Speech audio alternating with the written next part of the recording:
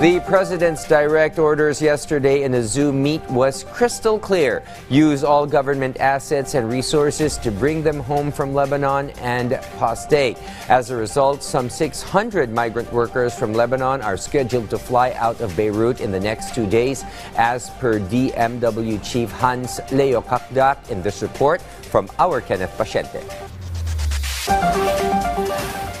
The Department of Migrant Workers and other relevant government agencies are now focused on the situation of overseas Filipino workers affected by the conflict in Lebanon. According to DMW Secretary Hans Leo Kakdak, one of the directives from President Ferdinand R. Marcos Jr. is to utilize all government resources and assets to safely repatriate the OFWs. More than anything, it's the President's concern for our OFWs. The President has always been concerned for the welfare and security safety of our OFWs, and so he deemed it a proper time to convene all of us and find ways to heighten or strengthen our approach in terms of securing the safety and security of our OFWs. Based on the latest data, 11 OFWs are set to arrive in the country this weekend. 192 OFWs have already been booked on 3 separate commercial flights, expected to depart from October 8 to 11. Meanwhile, 413 OFWs are still in the process of having their documents processed.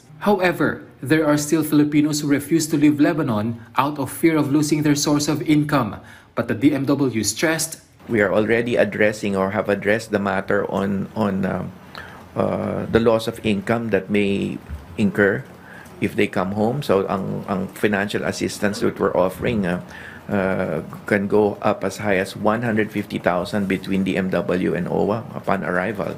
That's good for 4 to 6 months' salary.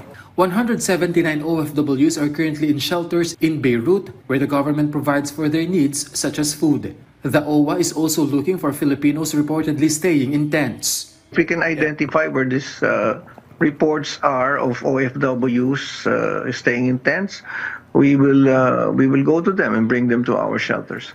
For now, the DMW is still waiting for advice from the DFA on whether the alert level in Lebanon will be raised to level 4. If this happens, they are ready to implement mandatory repatriation.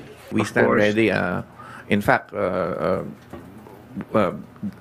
that is might have been answered already. Your question might have been answered by the President's directives yesterday. So the President has heightened our engagement in terms of safely repatriating our OFWs out of Lebanon. So that would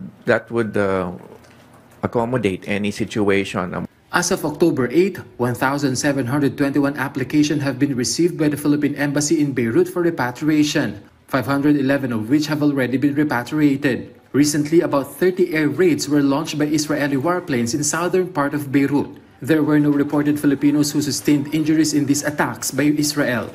Kenneth Pasyente from the National TV Network for a new and better Philippines.